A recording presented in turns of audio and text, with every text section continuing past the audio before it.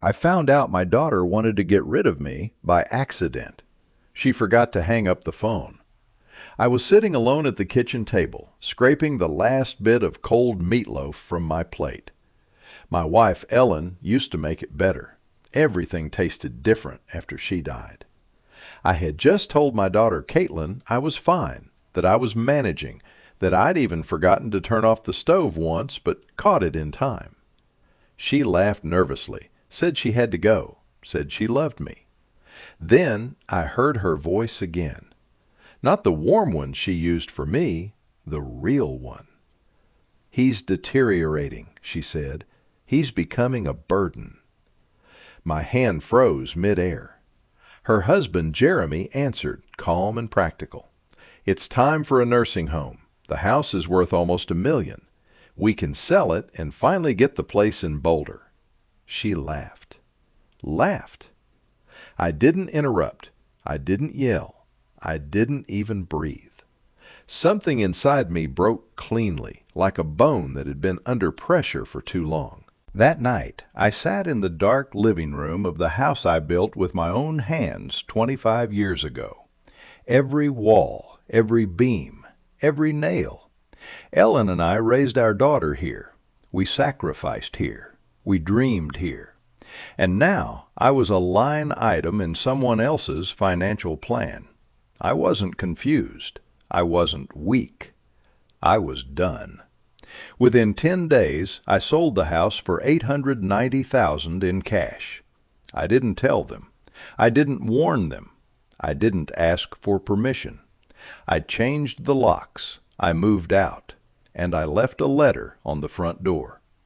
They came back from their business trip smiling, rolling their suitcases up the driveway like owners returning to claim what they thought was already theirs. The keys didn't work. They tried again and again. Jeremy cursed. Caitlyn panicked. They climbed through a window. And then they saw the letter. I wasn't there to watch it in person, but I didn't need to be.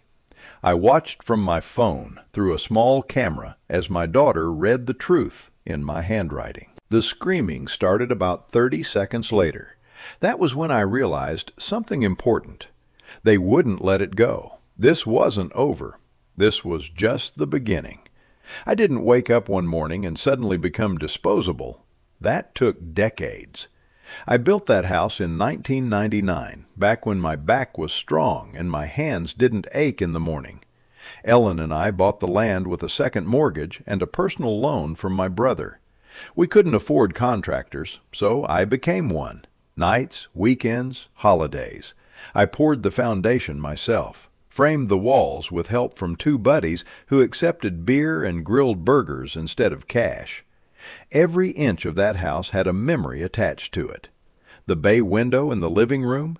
Ellen wanted a place to read in the afternoons. The lumber alone cost me nearly $6,000, and it took 6 weekends of overtime work to pay for it. The hardwood floors? 3/4-inch solid oak. I installed them plank by plank in 2001, sanding until my hands blistered. Ellen said, "Cheap floors creak like regret." She was right. Caitlyn took her first steps on those floors. I still remember that morning. She was 3, wobbling between the refrigerator and Ellen's outstretched arms, laughing like the world had never known pain.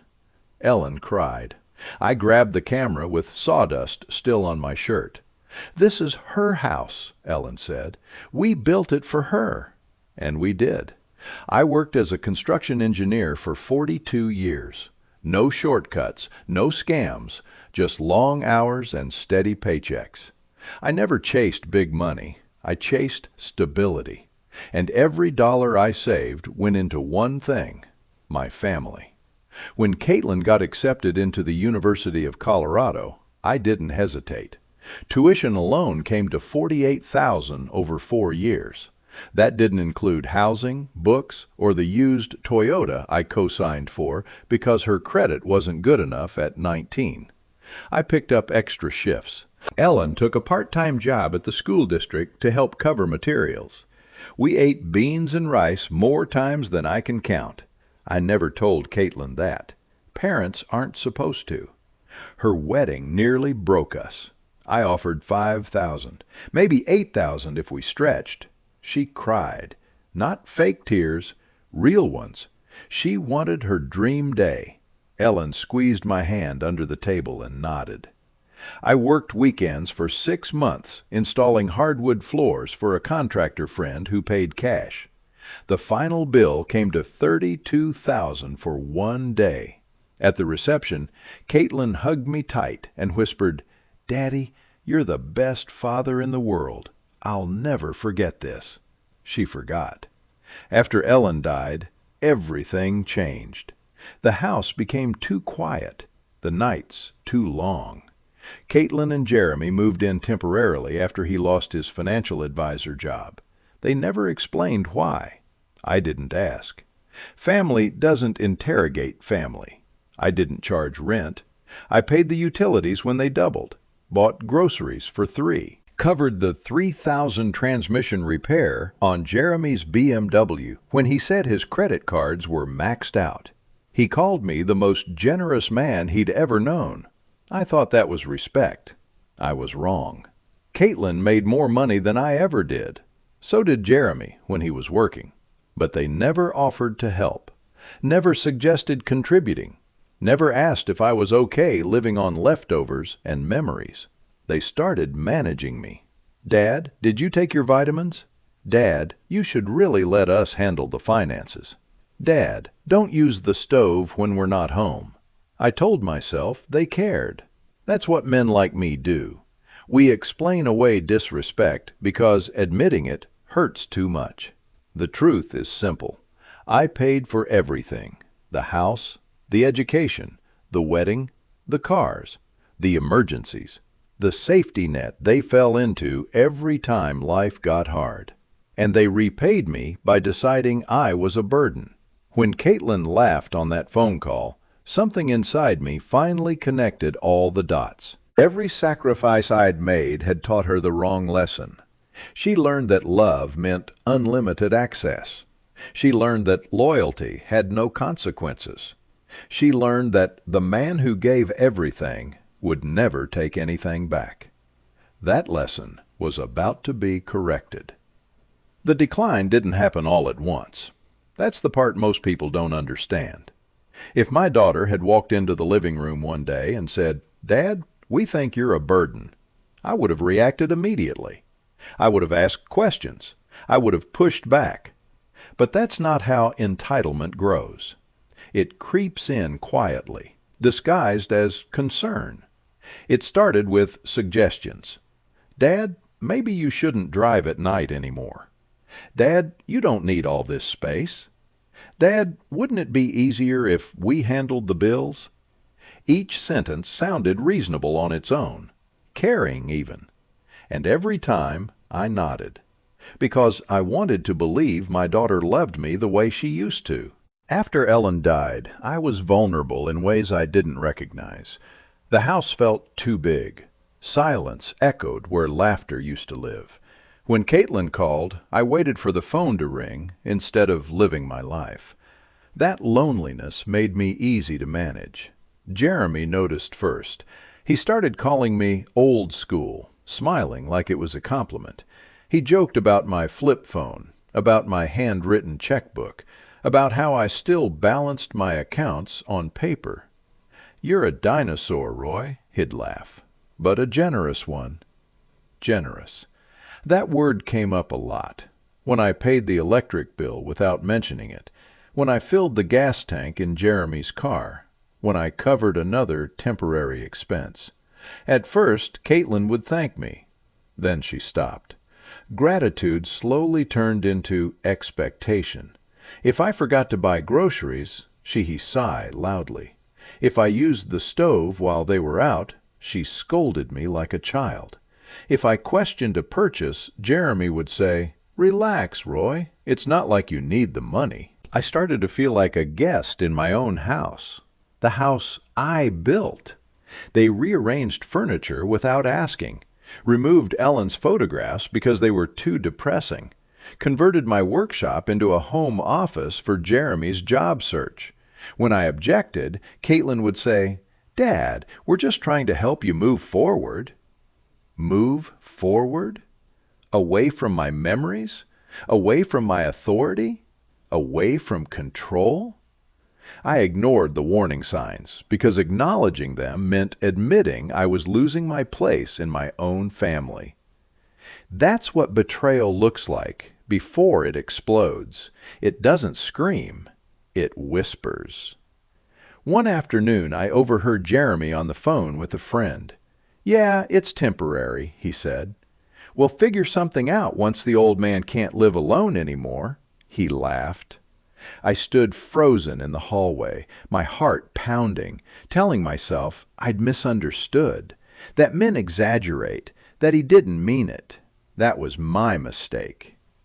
The real shift happened when Caitlyn started speaking for me. "She doesn't drive anymore," she told a neighbor.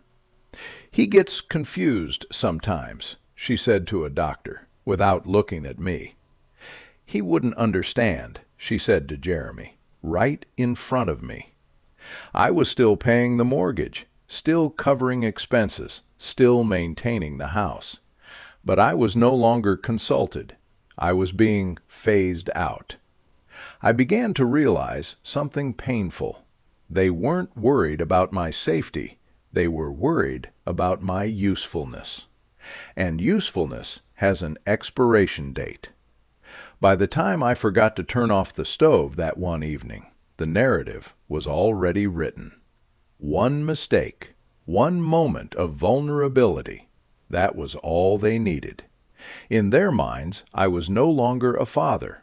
I was an asset, waiting to be liquidated. And the cruelest part, I still loved my daughter. That love blinded me just long enough for them to think they'd already won. They were wrong. The moment that ended everything didn't come with shouting or slammed doors. It came quietly. Too quietly. I had just finished dinner and was sitting at the kitchen table, staring at Ellen's photo on the mantel. It was one of those evenings where the silence felt heavier than usual. I decided to call Caitlyn, just to hear her voice before bed. She answered on the second ring, cheerful, affectionate, playing the role perfectly.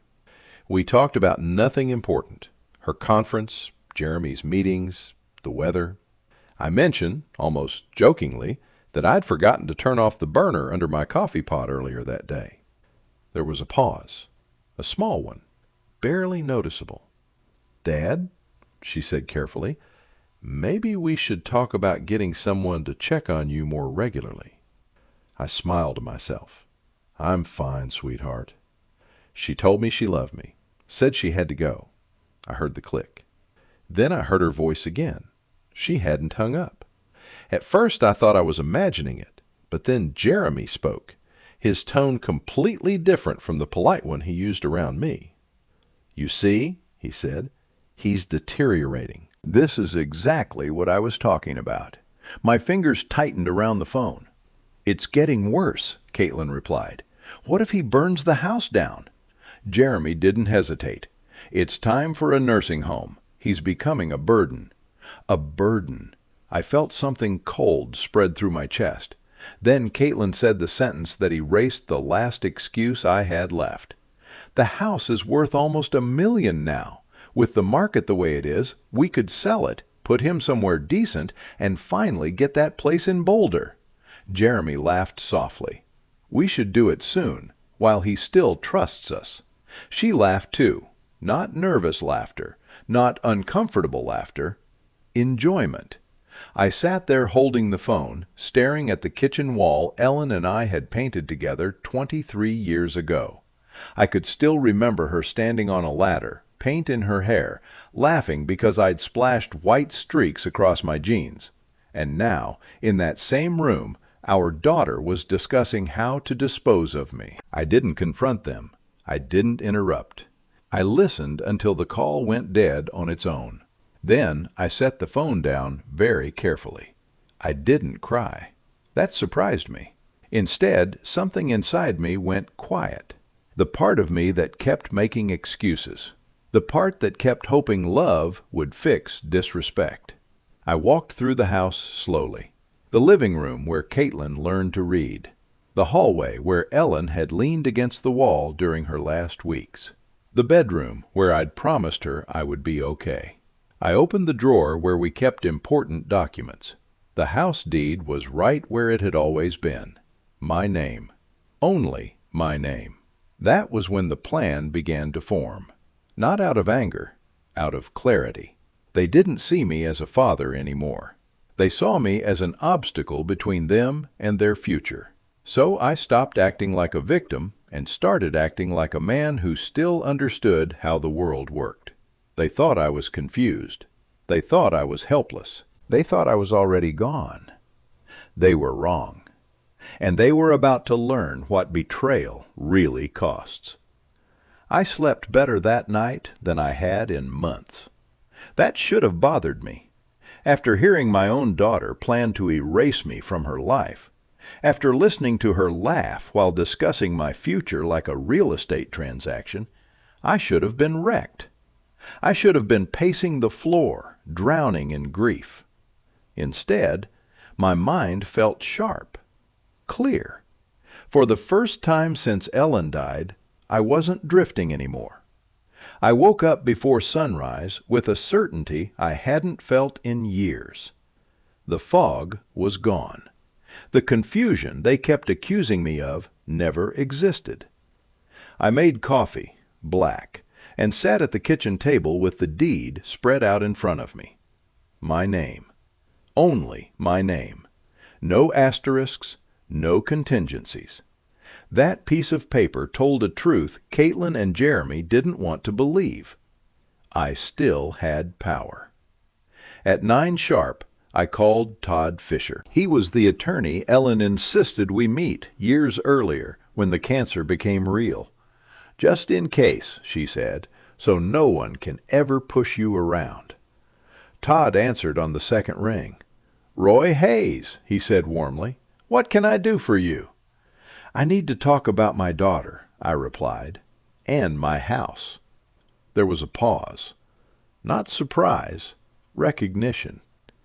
"Come in this afternoon," he said. 2 o'clock.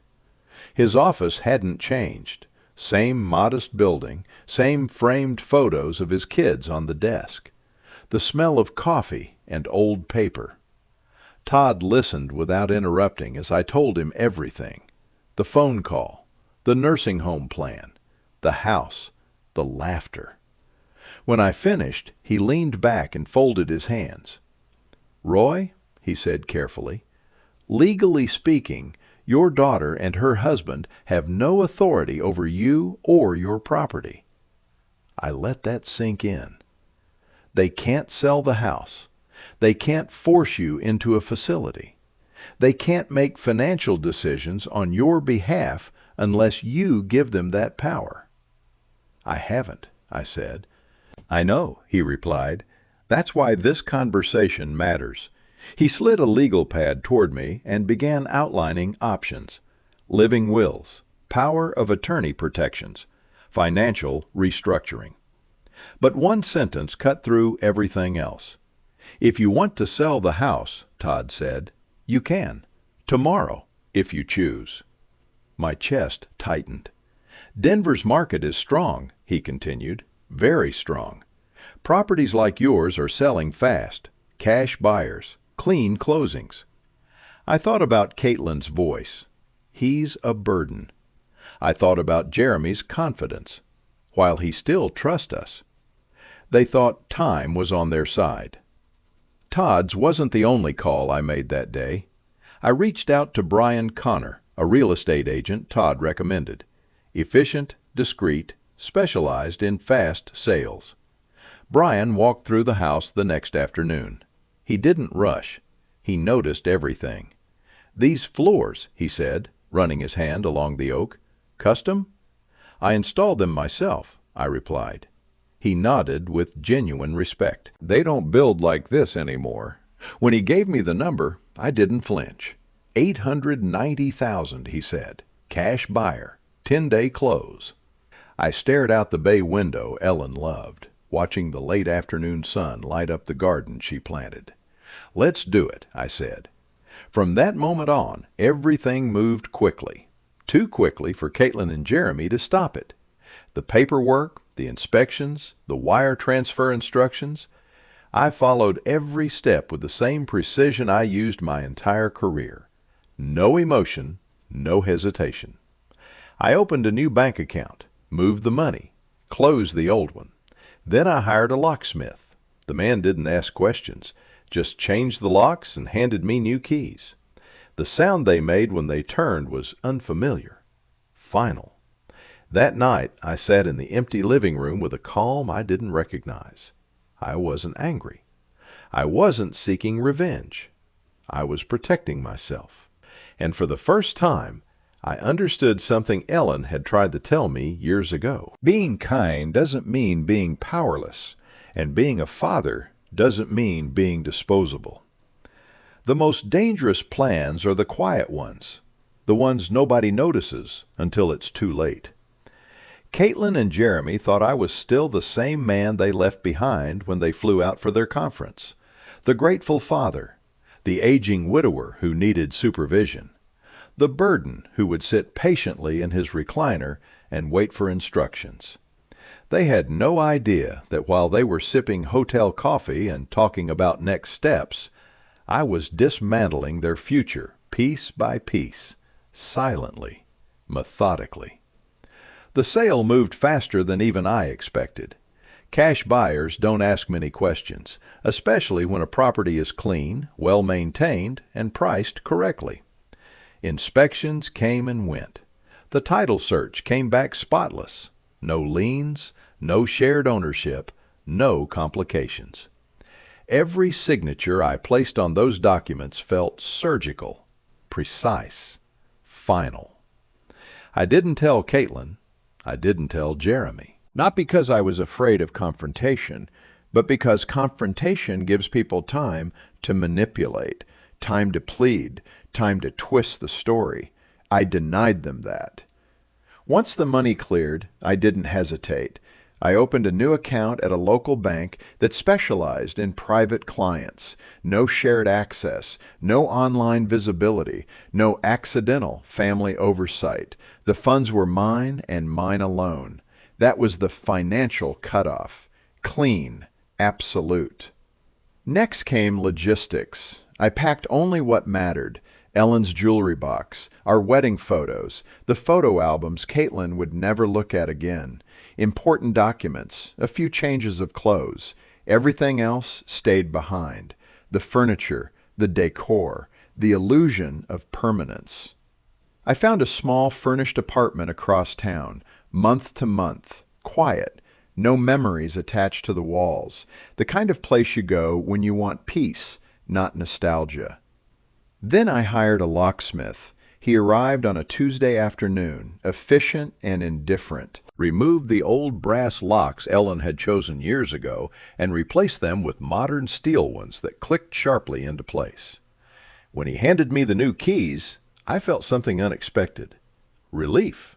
Not guilt, not doubt, relief. The house was no longer a place where I could be managed.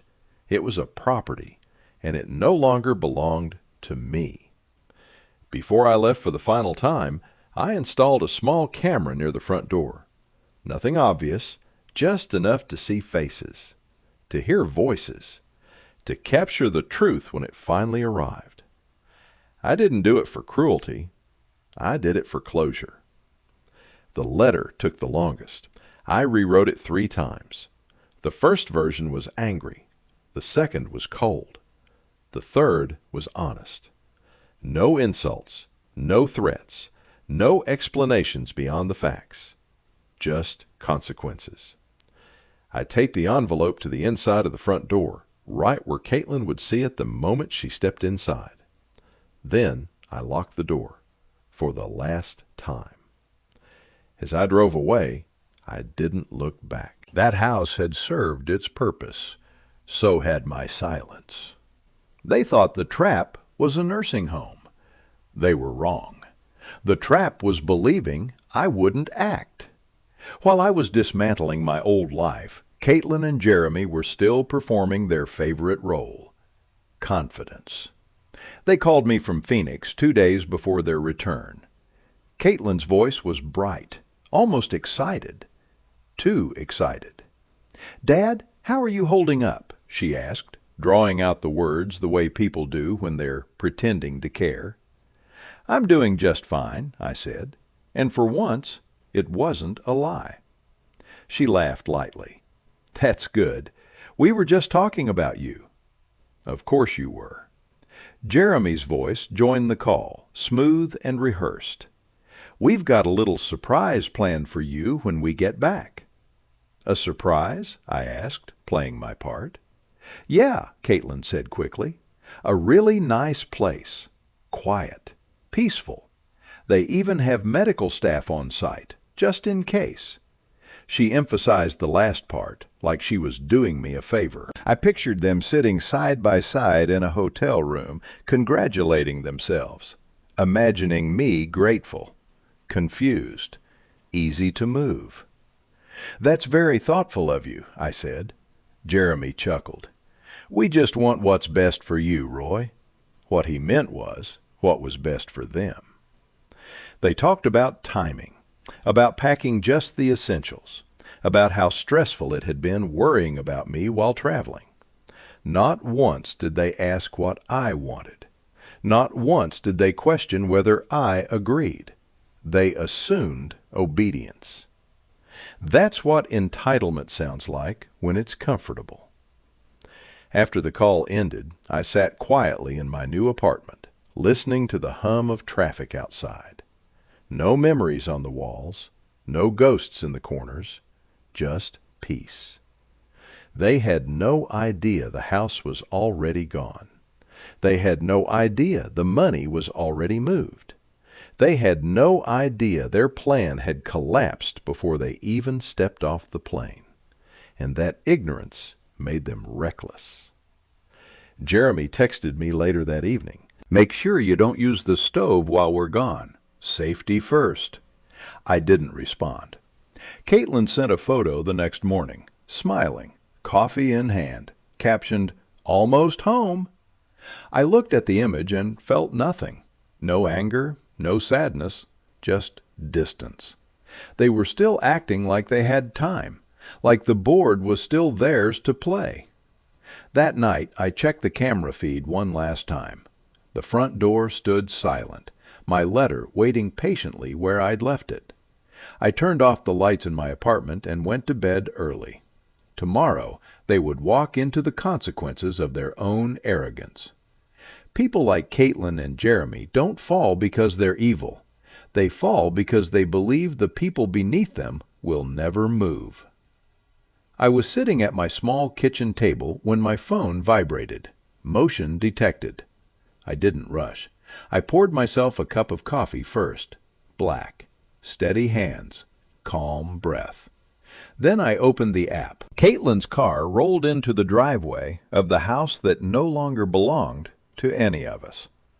Jeremy stepped out first, stretching, confident, carrying himself like a man returning to property he believed was secured. Caitlyn followed, smiling, pulling her suitcase behind her. They walked up to the front door together. I watched Caitlyn reach into her purse and pull out her keys. She slid one into the lock and turned. Nothing happened. She tried again, harder this time, jiggled it, pulled it out, and stared at it like it had betrayed her. "That's weird," she said. Jeremy stepped forward, irritation already creeping into his voice. "Give it to me," he tried. Still nothing. I leaned back in my chair. Jeremy walked around the side of the house, testing the back door. Caitlyn stayed at the front, tapping her phone impatiently against her leg. "The back door's locked too," Jeremy called out. "Try the garage," Caitlyn snapped. The garage remote clicked uselessly. Jeremy came back into frame, his confidence cracking just enough for panic to slip through. "These locks are new," he said. "Someone changed them." Caitlyn laughed nervously. That's not funny. Dad wouldn't even know how to do that. Jeremy didn't laugh. He walked closer to the door, inspecting the hardware. These were replaced recently, like professionally. Caitlyn's smile faded. She pulled out her phone and dialed my number. Disconnected. She tried again. Nothing. That's strange, she said, her voice tighter now. His phone's not going through. Check the window, Jeremy said. I watched my daughter climb through the kitchen window I intentionally left unlocked. The same window Ellen used to open every spring to let fresh air into the house. She disappeared inside. Moments later, the front door opened from the inside and Jeremy dragged their suitcases in behind him. Then they stopped. Both of them. The envelope was taped at eye level on the inside of the door. White. Clean. Impossible to miss. Caitlyn reached for it slowly, like it might explode. She pulled it down and opened it. I leaned closer to the screen. Her eyes moved across the page. Once. Twice. Then her face went pale. "What does it say?" Jeremy demanded. She didn't answer. He grabbed the letter from her hands and read it himself. "No," he said flatly. "No, no, no." Caitlyn's voice broke. He sold the house. Jeremy looked up, rage flashing across his face. "That's impossible." She pointed at the paper, shaking. "It's right here. He sold it. $890,000. Cash." Jeremy crumpled the letter in his fist. That manipulative old man. Caitlyn collapsed onto the couch, her suitcase tipping over beside her. "That money was supposed to be our future." Jeremy spun on her. "Your future? You're the one who said he was becoming a burden." She stood up, tears streaming down her face. "You're the one who pushed the nursing home idea." I watched them argue in the living room. It built with my own hands. Argue about money that was never theirs. Argue about a house they never owned. Argue about a future they had already spent in their heads. Jeremy paced, running his hands through his hair. "We're screwed. Our lease ends next week." Caitlyn stared at him. "What?" "You said your dad would take care of everything," she whispered. Silence filled the room. Then the screaming started. I turned off the camera. Not because I couldn't watch anymore, but because I didn't need to. The hammer had already fallen. I didn't need the camera anymore. But I turned it back on anyway, not out of cruelty, out of confirmation. People reveal who they truly are when the safety net disappears. Caitlyn sat on the couch with her head in her hands, shoulders shaking. The same couch Ellen and I picked out together because it was sturdy enough to last forever. Jeremy stood near the window, pacing like a trapped animal. "This can't be legal," he said. "Well, sue him." "With what money?" Caitlyn snapped, her voice raw. "You said you had savings." Jeremy stopped pacing. His silence said everything. "You said you were handling things," she continued, standing up. "You said once we sold the house, everything would be fine." "I thought he was confused," Jeremy shot back. "You told me he forgets things." "I told you he forgot to turn off the stove one time." "One time is all it takes when someone's declining." They stared at each other, both realizing the same thing. They had built their future on an assumption, and that assumption was gone. Caitlyn grabbed her phone again and started dialing numbers. Friends, relatives, anyone who might help. Each call ended the same way. Voicemail, polite excuses, awkward sympathy with no solutions. Jeremy tried a different approach. He took a photo of the letter and started typing furiously. "I'll post this," he said. "People need to see what kind of man he is." Caitlyn lunged for the phone. "Don't you dare! He's still my father." "Your father just made us homeless," her voice cracked. "We were going to put him in a home." Jeremy froze. "What did you say?" We were planning to put him in a nursing home, she repeated, quieter now. We talked about it. Jeremy laughed bitterly. And now look at us. They sat in silence, the weight of their own words pressing down on them. Hours passed. The sun went down. The house grew darker. Eventually, Jeremy slumped into a chair and rubbed his face. My credit cards are maxed. The landlord already sent a notice. We don't have anywhere to go. Caitlyn whispered, He gave me everything. Jeremy looked at her sharply. He didn't give you ownership. She flinched. That was the truth they couldn't escape. They had mistaken generosity for entitlement. They had assumed kindness meant permanence. They had confused access with ownership. And now they had nothing. Late that night, Caitlyn walked to the mantel and stared at the empty space where Ellen's photo used to be. He took Mom with him, she said quietly. Jeremy didn't respond. She sank to the floor, finally understanding what she lost. Not the house, not the money, but the man who would have given her everything if she hadn't tried to discard him first. Across the city, I sat alone in my small apartment, sipping tea and listening to the quiet. No shouting, no footsteps, no tension, just peace. I didn't feel triumphant. I felt finished. Karma doesn't scream. It waits. And when it arrives, it takes everything you assumed was guaranteed. The silence in my new apartment didn't feel empty. It felt earned. For the first time in years, I woke up without anxiety sitting on my chest. No one was monitoring my movements. No one was evaluating my usefulness. No one was waiting for me to make a mistake so they could justify taking control. I made my coffee slowly and sat by the window, watching the morning light creep across the floor. It wasn't the house Ellen and I built, but it was mine, and that mattered. The money sat quietly in my new account, untouched, $890,000. The same number Caitlyn and Jeremy had already spent in their heads. I didn't feel rich. I felt secure. There's a difference. Security means choices. I joined a local senior community, played chess twice a week, took long walks without being checked on. I started volunteering at a construction trade school, teaching young men how to build things that last, things with integrity. They listened. That surprised me. Weeks passed before Caitlyn tried to reach me again.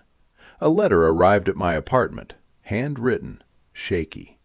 She apologized, said she was scared, said she didn't mean it the way it sounded, said Jeremy had been under pressure, said she missed me.